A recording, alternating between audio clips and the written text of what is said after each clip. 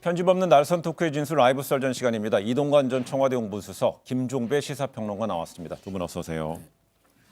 네, 라이브 썰전 바로 시작하겠습니다.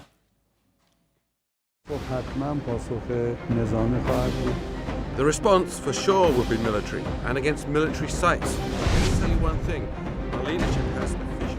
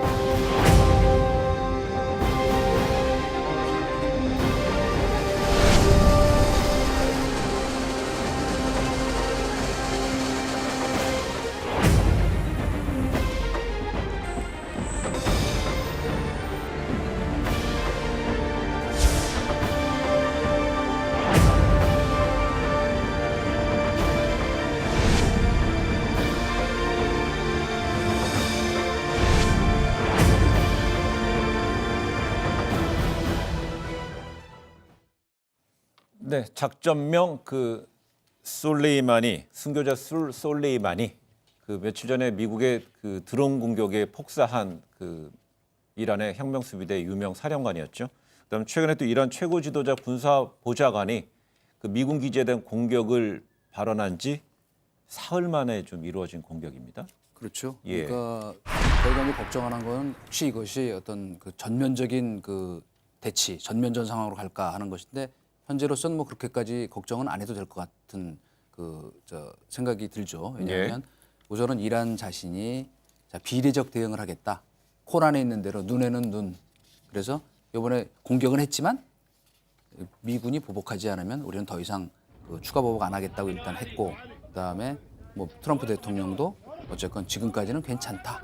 그래서 확전 의지가 없는 것으로 좀 드러났기 때문에 일단 내일 트럼프 대통령의 대국민 성명과 그 이후에 미국의 대응 이것에 달려 있기는 하겠습니다만은 현재까지는 하여튼 그래서 뭐 외환 시장이나 금융 시장도 출렁했다가 또 조금 안정되기도 하는 하루하루 다르긴 합니다만은 그래서 확전의 우려까지는 없는 것으로 봐도 될 것 같다. 그게 전문가들 의견인 것 같습니다. 낙관을 하시고요. 이동관 전 수석이 저는 전망이 정말 맞았으면 좋겠어요. 걱정되는 마음이 참 크기 때문인데 결국 이제 관건은 백악관에서 긴급 회의를 소집을 했고 여기서 추가 결정이 뭐가 나오는가 이게 좀 진전이 될 것 같은데 지금까지 미국에서 전해지고 있는 이야기는 사상자는 없는 것 같다라고 하는 진단이 나오고 있고 이것을 명분 삼아서 다시 추가 보복을 만약에 자제를 한다면 그나마 다행이죠. 이동관 전 수석이 지금 말씀하신 대로 조금 확산을 이제 방지하는 차원으로 가니까 다행인데 만에 하나 그게 아니라 추가 보복으로 간다면 트럼프가 이미 예고를 한 바가 있죠. 그러니까 뭐 이란 영토 내 52곳에 대해서 좀 공격을 가할 수 있다고 해서 문제는 여기에 있는 건데 이란 영토에 대해서 공격에 들어간다면 이란은 또 말 그대로 지금 말씀하신 비례적 대응에 들어가서 문제가 뭐냐 이라크 안에 미군 기지가 아니라 다른 곳 을 만약에 공격을 한다면 문제는 훨씬 더 심각해지는 것이니까 결국은 백악관에서 이제 수집된 긴급회의에서 추가 보복을 결정할지 말지 이게 하나의 지금 분기점이니까 일단 이렇게 봐야 될 것 같습니다. 좀 전에 진단하신 대로 눈에는 눈, 이에는 이처럼 미군이 솔레이마니를 이른바 살인 드론으로 폭사시킨 시각과 같은 시각, 그렇죠. 이게 이제 공격을 감행한 것이고요. 또 이란 혁명수비대가 근데 성명을 통해서 미국의 우방들 이란 향한 공격에 가담하지 말라 이런 경고했다는 거는요. 추가적으로 뭔가 이루어질 것에 대해서 미리 연합군의 세력화되는 것을 경계한다고 볼 수 있지 않을까요? 지금 그러니까 미국의 우방이라고 한다면 홍해 건너에 있는 사우디아라비아도 있고 아랍에미리트도 있고. 근데 문제는 만약에 이들이 가담을 하게 되고 그래서 이란이 또 이들 국가에 대해서 이제 영토까지 언급을 하지 않았습니까? 만약에 이들의 공격을 해버리면 이거는 중동 전역으로 지금 확장이 될 수밖에 없는 문제가 있는 게 예를 들어서 이런 거잖아요. 사우디 밑에 지금 예멘이 있고 예멘 반군인데 이란의 지원을 받는 시아파란 말이에요. 여기가 가담에 들어가고 예를 들어서 서쪽에 레바논이 있는데 거기 헤즈볼라라고 시아파 무장 조직이 있는데 이스라엘을 공격해 들어가는 동시다발적인 양상이 벌어진다. 이건 문제는 보통 심각해지는 게 아닌 것이다 버리니까 예. 중동 전체가 말 그대로 어떤 전쟁의 화마에 휩싸이게 되는 최악의 상황이 되는 것이니까 여기까지는 어떻게든 피해야 되는 것이 아니냐라고 하는 건데 이 역시도 결국은 트럼프의 결정에 달려 있는 부분이 크다고 봐야 되는 거죠. 네, 지금 이런 가운데 이제 미 국방부는 뭐 우리 군과 동맹 방어 위에 모든 필요한 조치를 다하겠다 이런 얘기를 한 상태고요. 조금 전에 트럼프 미국 대통령 트위터를 통해서 이 지금까지는 괜찮다 이런 뜻을 밝히면서 아까 침에 진단한 대로 우리 시각으로 오늘 뭐 밤 늦은 시간에 대국민 성명을 발표했다고 했어요. 그렇기 때문에 거기서 뭔가 답이 나올 거를 봐야 될 것 같고요. 지금 현재까지 사상자가 없는 것으로 알려졌다. 지금까지 괜찮다는 것이 진짜 사상자가 없는 것인지 아닌지도 오늘 밤에 대해 알려지지 예, 않을까요? 뭐 확인은 뭐 좀 시간이 걸리겠지만은 그러나 일단 미군 사상자가 있었다면 있는데 굳이 없다고 할 이유도 없고 그것이 확인되는데 오랜 시간 걸리는 건 아니니까. 네. 그렇죠. 다만 이제 그 뭐 불행 중 다행이랄까 아니면 그러나 저희가 이제 예측컨대는 관측컨대는 그 직접 사상자가 나지 않는 범위 내에서 일단 그 공격을 했다라고 볼 수가 있죠. 그렇죠? 예. 그리고 이제 또 한 가지는 뭐냐면 사실 그 지금 미국의 대응이 이제 처음에는 이제 그렇게 예고를 하지 않았습니까? 예. 아까 우리 앵커도 얘기한 것처럼 저 52곳을 공격하고 심지어 그 문화유적도 공격할 수 있다 이렇게 얘기했는데 일단 거기서 한 발 물러서는 듯한 그 입장을 지금 보이고 있는 것은 미국도 대량 응징 보복에서 조금 자제하는 쪽으로 가고 있는 거는 아주 정치적으로 저희가 이 사안을 보면은 트럼프 대통령은 이미 얻을 걸 얻었어요.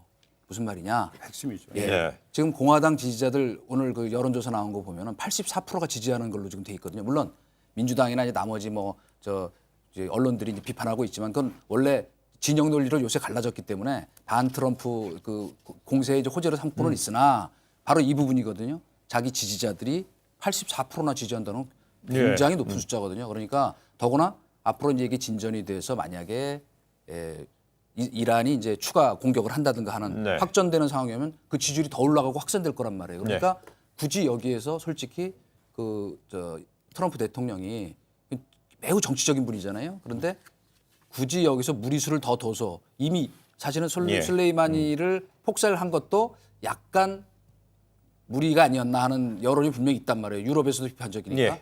그러니까 여기서 아마 뭔가 또 다른 네. 정치적인 어떤 이렇게 후퇴하는 백스텝을 알겠습니다. 밟는 수순이 이어지지 않을까 하는 기대를 하는 거죠. 그러니까 알겠습니다. 속칭 치고 빠지기. 그렇죠. 예. 예, 확전이 되면 사실 알겠습니다. 얘기하면 저희도 입장이 곤란하죠 정말.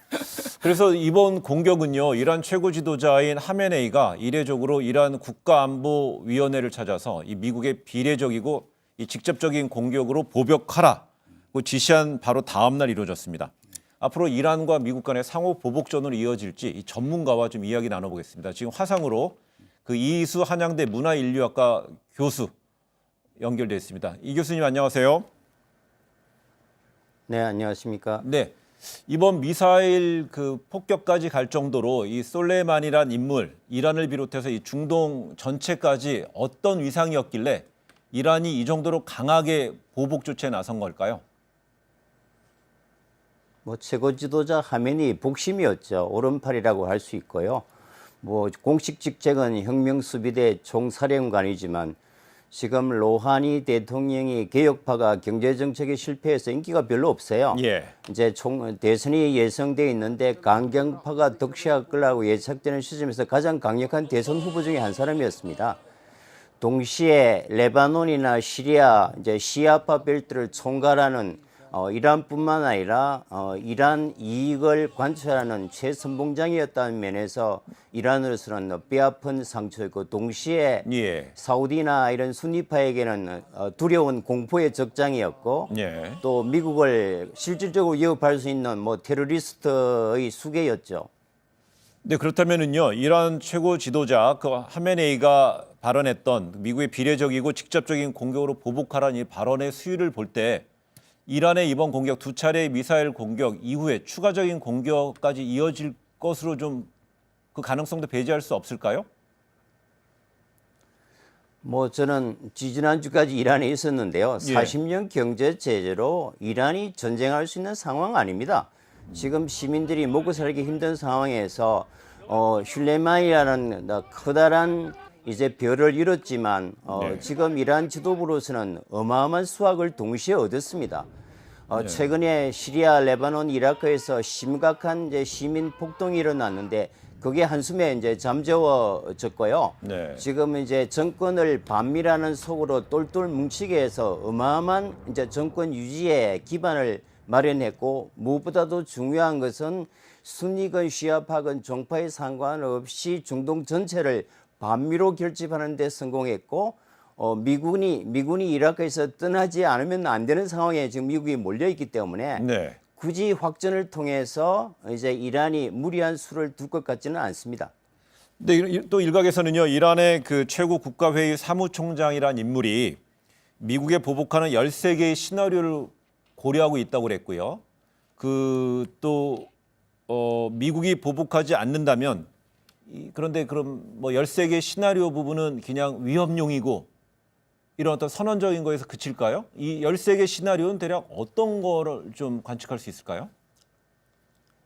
이번에 이제 알라인 아사드나 이제 아르빌 미 공군 기지는 저희 전문가들이 뭐 예상했던 1단계 시나리오에서 거기에 벗어나지 않았고요. 네. 그 13개 이제 시나리오라는 것은 1차적으로 미국 본토 공격이 힘드니까 이라크 내에 있는 미군 시설, 두 번째가 시리아 북동부에 있는 미군 시설, 세 번째 단계가 사우디나 아랍에미리트에 주둔하고 있는 미군 시설, 그리고 네 번째 마지막 단계가 이스라엘에 대한 공격, 이제 최종 시나리오와 미국 본토 시나리오 이걸 총합해서 아마 13개 시나리오인데 예. 두 분 패널께서 잘 정리해 주셨다시피 이미 1단계에서 마무리하려고 하는 강한 의지를 보였습니다. 뭐냐 하면 이 두 가지 군사 기지를 공격함으로써 미군 피해가 거의 나지 않았다는 게 거의 지금 확인되는 과정에 있고 이란에서는 지금 무슨 주장을 하는가 하면 12개의 미사일을 쏘았지만 한 발도 중간에서 요격돼 당하지 않고 목표물을 명중했다. 예. 우리가 마음을 먹으면 언제든지 미군 시설을 공격할 수 있다는 명분 축적을 충분히 했습니다.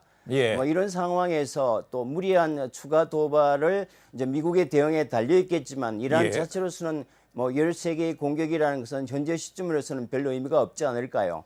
네, 그렇다면은요, 그 10여 발의 미사일 발사에 대해서 이란 당국에서는 요격을 당하지 않았다는 것은 결국은 그 이란에 있는 미국 기지 내에서 패트리어트 등 그 방어 체제를 작동시키지 않았다 이렇게 볼 수도 있을까요?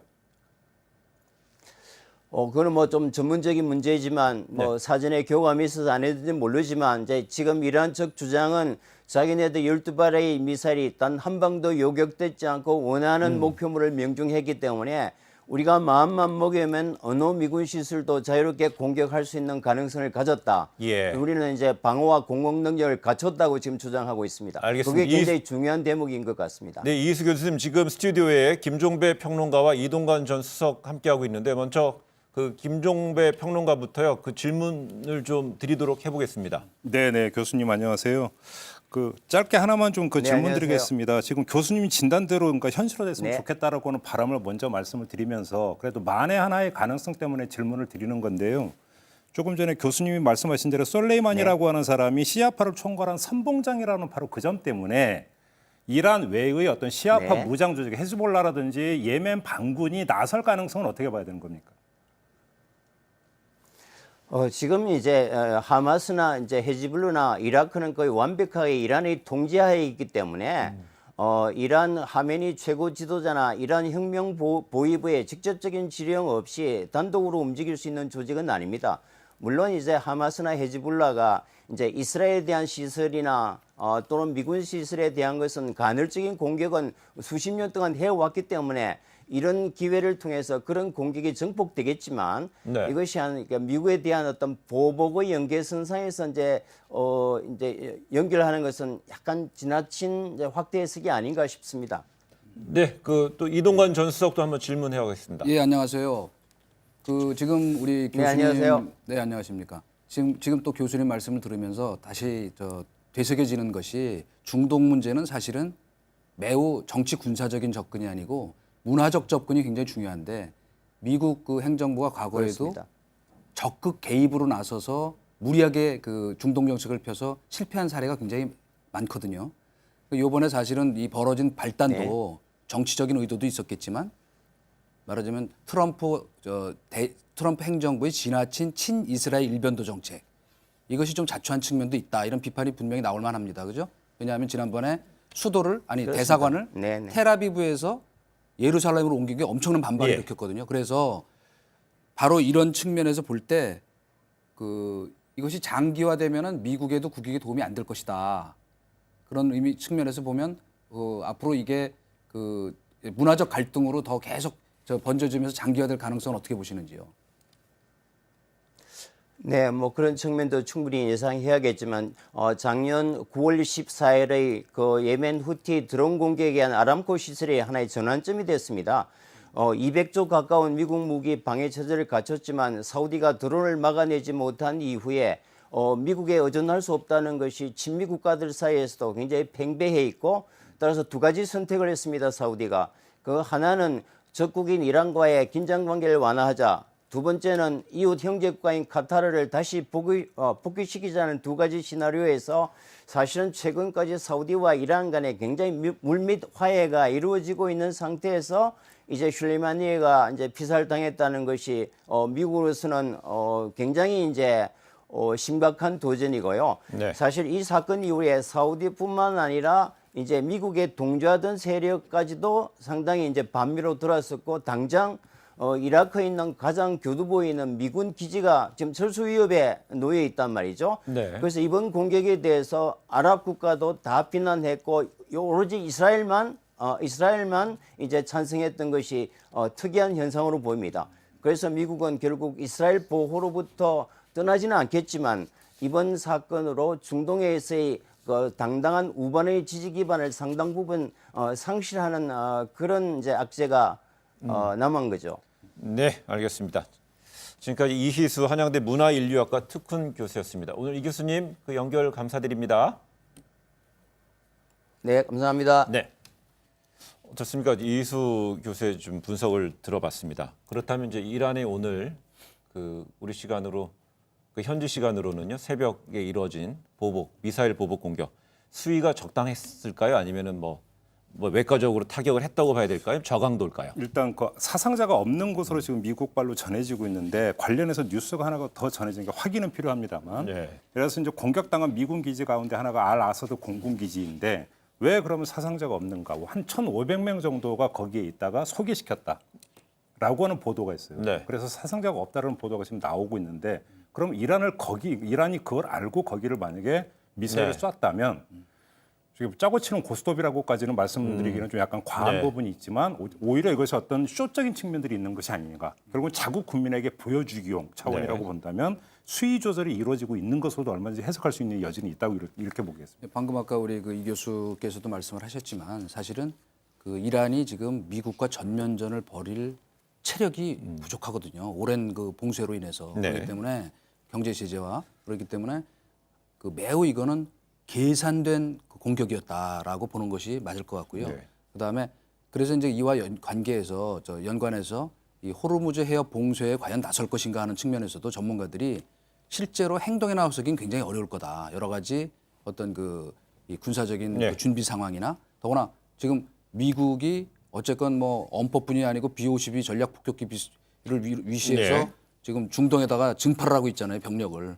그렇기 때문에 사실은 그런 위기감도 느낄만 하다. 왜? 예. 만약에 진짜 미국이 전면적인 어떤 그런 이 상황으로 발전이 되면 그때는 아마 이란 지금 정권을 붕괴하는 쪽으로 나설 가능성도 이것이 충분히 현실화 가능한 네, 일이다 알겠습니다. 하는 거를 이란 지도부도 알고 있다. 이렇게 볼 수 있을 것 같아요. 네, 이렇게 미국도 이란의 강경 보복을 예상하고 있었을까요? 이 군병력을 추가로 배치하고 있는데 이란 코앞인 인도양 기지에 이 하늘의 요새라 불린다는 B-52 전략 폭격기를 배치하고 또 이 상륙전 특수부대까지 투입하는 것으로 알려졌습니다. 앞으로 이 상황 어떻게 전개될지 군사 전문가의 의견 잠시 들어보겠습니다.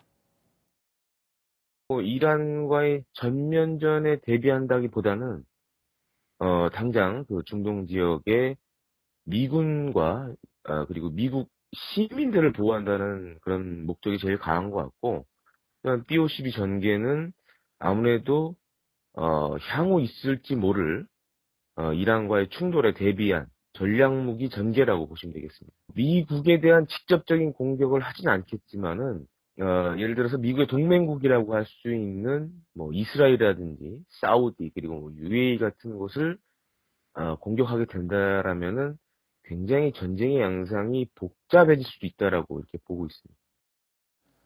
근데 이번에 뭐 여러 대를 배치했던 BOC 전략 폭격기는 이 90년대 초반에 이라크 전에 쏟아부었던 폭탄의 40% 가까이가 이 관련 화면에 나오는 BOCB에서 내려 쏟아 부었다는 거잖아요. 근데 이라크 전을 보면 양상이 하늘에서 그 폭탄을 비처럼 쏟아붓고 그 다음에 육군을 투입을 해가지고 점령을 하는 이런 어떤 그 작전으로 전개가 됐는데 지금 B-52를 배치를 하고 상륙전 부대까지 투입을 했다라고 하는 것은 네. 말 그대로 전면전까지를 염두에 두고 있다고 해석을 해야 되겠는데 네. 문제는 정말로 실행에 들어갈 것인가는 또 별개의 문제죠. 무슨 이야기냐면 이거는 만약에 대비하는 측면이 그건 당연한 거니까 깔려 있는 거고 그게 압박이라고 봐야 되는 거고 실제로 그 B-52가 출격으로 상륙전 부대가 출동을 한다면 그 전면전을 이야기하는 네. 거 아니겠습니까? 거기까지는 가지 않을 거다라고 하는 게 일단은 좀 조심스러운 관측인 것 같습니다. 근데 이것도 이제 뭐 B-52를 이제 전략 자산을 배치하고 또 뭐 미군이 82 공수사단까지 추가로 이제 현장에 중동에 급한다는 거는 현실적으로 현장에서의 방어의 어떤 주요 수단으로도 활용할 뿐만 아니라 미국 내 지금 대선의 해기 때문에요. 미국 국민들한테 던지는 메시지까지도 좀 포석을 뒀다 볼 수 있을까요? 물론이죠. 그리고 예. 이제 군사적 옵션이라는 게 저희가 흔히 보도는 뭐 아주 강경한 그 뭐 52고 공격한다 이렇게 예. 나오지만 그 옵션이라는 건 제일 극단적인 부분부터 말하자면 자 이제 우리가 추가 협상을 해나가자 네. 하는 것까지가 다 열려 있는 옵션이기 때문에 저희가 너무 한쪽을 뭐 기울일 필요는 없다. 그러니까 그 준비를 위해서 더구나 아까 잠깐 얘기한 것처럼 지금 이미 공언을 했으니까 이스라엘이나 아니면 뭐 두바이나 예. 이런 곳들을 그 UAE나 이런 것을 혹시 공격하는 그런 사태가 올 수 있잖아요. 얼마든지. 그러니까 그거에 대비해서도 만반의 대비를 해야 한다는 입장이라고 보고요. 또 아까도 저희가 뭐 호르무즈 해협을 진짜 실제로 봉쇄하는 그 일은 없을 것으로 보지만은 네. 혹시라도 만약 그런 상황이 온다면 그때는 또 세계 전체에 또 큰 파급 효과가 있으니까 그것도 준비를 해서 우선 못하도록 압박하는 것도 그것도 중요한 전략이거든요. 예. 예. 예. 특히 이제 이런 가운데도 이번에 이제 폭격 시간 관련해서 그 솔레이마니 그 사령관이 폭사됐던 시각과 같이 맞춰서 뭐 눈에는 눈, 이에는 이 뭐 이런 시각도 있었지만은 사실상 그 시각이면 그 이라크에 있는 미군 기지의 시각 새벽 뭐 2시, 3시, 4시였으면 사실상 그 안에 이제 미군이 전체적으로 뭐 밖에 소개돼 있을 수 있지만 출퇴근을 한다 그러면은요 그 부분에 있어서는 없을 시간이라는 점도 있다는 거잖아요. 그러니까 기지가 비어 있다는 비어 지금 있을 보도가 때. 나오고 있는 거예요. 예. 결국은 뭐냐면 인명 피해를 최대화하는 게 아니라 최소함으로써 미국의 어떤 추가 보복을 그러니까 차단하거나 최소화하는 그러니까 이란의 의도는 분명했던 게 아니냐라는 것이죠. 그런 점 때문에 이것이 전면전 양상으로 가거나 아예 중동 전역으로 확장되는 부분은 아니지 않는가라고 예. 하는 관측이 그래서 나오는 것 아니겠습니까? 그래서 제가 이제 이런 식으로 나름대로 전쟁 가능성에 대해서는요 전운에 대해서는 함부로 섣불리 예단할 수 없습니다만 이렇게 좀 다소간에 확정 가능성에 대해서는 그 뭐 가능성이 좀 다소 낮을 수도 있다는 기대감 섞인 전망까지 이어지고 있는데 이런 가운데 미국이 혁명수비대가 우방들한테 이번 공격에 가담하지 말라 경고했는데 이런 가운데 그 주한미 해리스 대사는 그 한국의 호르무즈에 바로 뭐 이란이 이제 호르무즈 해협에 이제 한 면을 다 차지하고 있기 때문에 막강한 영향력을 갖고 있는 지역인데 여기에 그 호르무즈에 한국이 병력을 보내길 희망한다 발언을 했습니다. 이거는 이제 어제 뭐 문재인 대통령의 신년사에서 남북 협력을 강화하는 구체적인 방안을 제시한 시간으로 따지면 그 이후에 나온 이야기인데요. 그 얘기는 잠시 뒤에 하겠지만은 이 호르무즈는 지금 다시 한번 뭐 대단히 소미의 관심 지역으로 좀 부상했습니다. 근데 좀 눈길을 끄는 게 제 기억이 맞다면 에스퍼 장관이 와서도 호르무즈의 어떤 해협의 중요성 이런 것들을 강조를 했지만 파병을 직접적으로 언급을 한 적은 없는 걸로 저는 알고 있거든요. 근데 해리스 대사가 그러니까 뭐 그 파병을 그러니까 그 아유 대놓고 이야기를 했다면 이거는 사실은 이전에 미국 어떤 정부 당국자들보다 한 발 더 나간 지금 네. 발언이 되는 건데 이게 본국 정부와의 조율을 거쳐서 나온 아주 의도적 발언이라고 한다면 그 맥락을 좀 다시 읽어야 되는 거죠. 왜냐하면 우리 국방부의 공식적인 입장은 미국으로부터 공식적으로 파병 요청을 받은 바는 없다라고 하는 게 네. 우리 국방부의 공식 입장이거든요. 근데 대사가 저런 이야기를 했다면 저건 의미가 달라지는 것이기 때문에 의도적으로 저런 이야기를 했는지부터가 일단은 좀 그 검토가 돼야 되는 것이고 만약에 그렇게 했다면 언젠가는 닥칠 문제가 이제 본격화된다는 이야기가 되니까 우리 정부가 어떻게 대응을 할 것인가? 그럼 네 알겠습니다라고 그러면 병력을 보낼 것인가? 네. 이거는 아니지 않겠습니까? 이런 점에서 사실은 우리 정부도 이제 그 전에 계속 예고편은 있었기 때문에 면밀히 어떤 여러 가지 어떤 그 가능성을 다 검토를 해왔던 것으로 알고 있고 여기에는 응하지 않으면서 미국과 이란에서 결국 속칭 흔히 하는 줄타기. 예. 어떤 외교전이나 어떤 군사력 대응을 어떻게 할 수 있는가 이게 좀 관건이라고 봐야 되겠죠. 그 우리 해리스 대사가 그 태평양 사령관 출신이잖아요. 그렇기 때문에 더구나 이런 저 민감한 시기에 본국의 훈령이 없이 이런 얘기한다는 건 좀 상식적으로 보면은 그 가능성이 없는 얘기다. 그렇다면 결국 이제 뭔가 적극적으로 한국이 좀 기여 의사를 밝혀달라 하는 그 이제 의사 표명이라고 보이는데 다만 여기서 한 가지 또 저희가 그 저 숨어 있는 퍼즐을 하나 찾을 필요가 있다고 보는 게 네. 병력 파병을 희망한다 그러면서 기여의 방식은 그것이. 뭐 말하자면 다양할 수 있다. 이 말은 무슨 말이냐면 협상의 여지가 있다는 것이고요. 저희가 단계적으로 일단은 먼저 사실은 말은 병력이라고 얘기하지만 그 뭐 지휘센터나 작전 작전 운용 같은데 말하자면 일단 뭐 몇 명 파견해서 연락장비 파병을 그렇죠. 했었죠. 그런 협력 의사를 먼저 보여준 뒤에 뭐 이를테면 뭐 국내 비준이 필요하다든가 아니면 지금 이제 아덴만에 배치돼 있는 저 병력을 청해부대로 옮기면은 뭐 비준이 필요 없다 이런 얘기도 있지만은 어쨌건 새로 또 병력을 파견하게 되면 그거는 국내 또 동의 절차가 필요하니까 비준 가야죠. 그렇죠. 그러면은 시간이 걸릴 수밖에 없으니까 그런 점에서 저희는 우선 시간을 좀 벌어야 되고 지금 가 있잖아요. 워싱턴에 우리 정의용 그 실장이 한미일 안보 협의회에 거기서도 이게 논의가 될 테니까 저희가 좀 이렇게 시간을 벌며 비켜갈 그 저 이 퇴로는 우회로는 있는 것 같다. 천천히 네, 갑니다. 천천히 갑니다. 예. 말도 천천히 하시고. 급할수록 천천히 네. 급할수록 천천히 가는 거죠. 네, 그래서 지금 최근에 미국의 솔레이마니 사령관 공습을 두고서 이제 북한의 김정은 위원장의 행보, 동선 이런 부분이 어떻게 될 것인가에 대한 관심도 높아졌었는데요. 그 김정은 위원장 닷새 만에 비료 공장 북한의 비료 공장을 방문하면서 경제 행보에 집중했습니다. 과거 김정일 국방위원장 시절 이때하고는 이제 미국의 어떤 공습이라든지 긴장이 고조됐을 시기에 그 공식 언론 보도에서 이제 사라졌던 북한 최고 지도자의 행보치고는 닷새 만에 공개가 됐기 때문에 좀 다르다 이런 분석도 나옵니다. 여기에는 아버지 김정일 위원장과 어떤 다른 캐릭터 이런 것들도 작동을 했을 거라고는 보는데요. 네. 이거 말고 중요한 게 김정일 위원장 그 선대 때의 북미 관계하고 지금의 북미 관계가 다르다라는 점을 뭔가 고려를 할 필요가 있다고 생각해요. 네.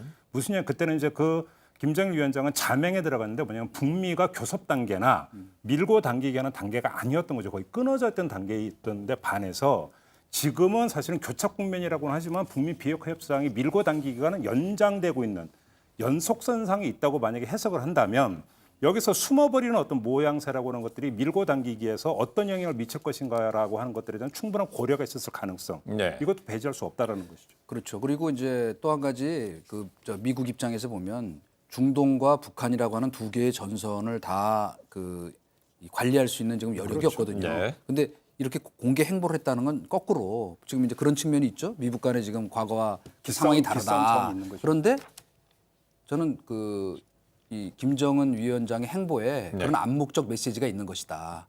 우리가 이 국면에 민감한 국면에 미국을 도발하거나 하는 일은 없을 터이니까 그 부분은 걱정 마시오. 군사 시설을 찾아간 게 아니라 비료 공장을 찾아갔다는 게 바로 거기에 이제 그런 근원이 있는 면에서 것이죠. 말하자면 좋게들 보고 예. 있어요? 아니 트럼프에 대한 말하자면 화답이에요. 네. 트럼프 대통령이 얘기했잖아요.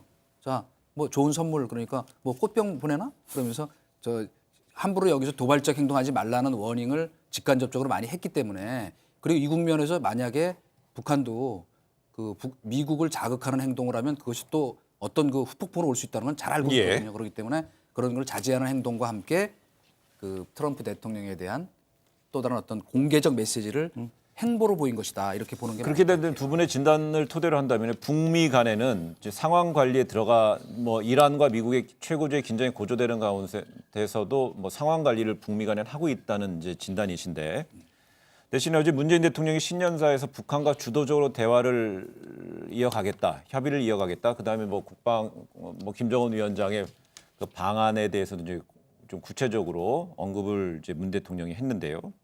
여기 대해서 조금 전에 우리가 대화를 나눴던 해리스 주한미 대사는 이 관련해서 남북이 협력을 강화하는 안에 대해서 미국과 협의를 진행해야 된다 이런 발언을 했습니다. 사실 좀 견제하는 듯한 거로 이제 해석이 될 수 있는데 결국은 북미 간에는 상황 관리하면서 뭔가 대화를 이어갈 수 있는 끈을 계속 이어가고 있는 거고 그다음에 남북이 이어가는 것, 남북이 어떤 협상을 주도적으로 가는 것에 대해서는 견제를 하고 있고 일단 미국은 뭐 양쪽에서 다 컨트롤하고 있네요. 두 가지를 좀 말씀드리고 싶습니다. 일단 첫째는요, 솔직히 말씀드리면 기분이 나빠요. 네. 무슨 얘기냐면 그 일국의 그러니까 우방의 대통령이 신년사를 발표한 지 몇 시간 만에 바로 어떤 뒷부, 그러니까 뒤에서 뒤통수 치는 것처럼 초치는 발언을 꼭 그런 식으로 해야 되는 거냐? 네. 미국 대사가 이런 점에서 솔직히 대한민국의 국민의 한 사람으로서 기분이 나쁩니다. 왜냐하면 어떤 메시지를 던지는 것도 있지만 언제 어떤 타이밍에서 어떤 상황에서 던지는 것도 대단히 중요한 것인데 네. 과연 저걸 그러니까 기분 좋게 받아들일 것인가라고 하는 점이 하나가 일단 저는 그러니까 꼭 말씀을 드리고 싶고요.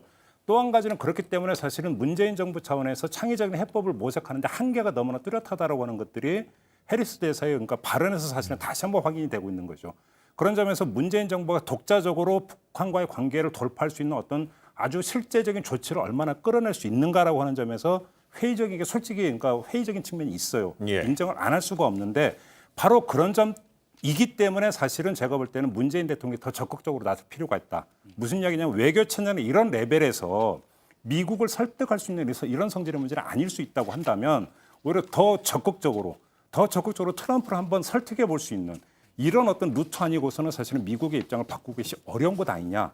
이런 현실 진단도 좀 같이 있어야 될 것 같아요. 예. 같은 맥락이겠습니다만 간단히 보태면 현실적으로 냉정히 그 판단할 때 이제 북한 핵 이슈는 대선 과정에서 이미 후순위 밀려 있었죠. 더 후순위로 밀릴 것이다. 일단 그렇게 볼 수 있는데 네. 저는 그거를 거꾸로 이렇게 관심사가 뒤로 밀린 것이 오히려 우리 정부로서는 현재로서는 약간 공허한 지금 평화구상에 대해서 북한이 뭐 호응하지 않고 있지만은 만약에 이렇게 후순위로 밀림에 따라서 오히려 역할 네. 공간은 좀 더 늘어날 수 있는 거 아니냐. 아까 저는 그걸 시간은 그 역설이라고 벌어지죠. 생각을 하거든요. 그렇기 때문에 북한 입장에서도 지금까지는 야 미국하고 직접 얘기할 건데 빠져 이렇게 이제 냉담하게 나왔지만 이제 보니까 미국의 관심도가 떨어지고 뭔가 이제는 그럼 또 항상 그런 국면이 오면 남쪽 채널과 남쪽의 작은 바퀴를 굴리거든요. 저희가 큰 바퀴론 작은 바퀴론 얘기할 때 그러니까 맞습니다. 그런 의미에서는 어떤 이 중재자 촉진자로서의 역할이 다시 레버리지가 생길 수 있는 것 아니냐. 네. 그렇게 요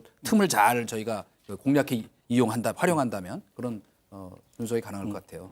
예.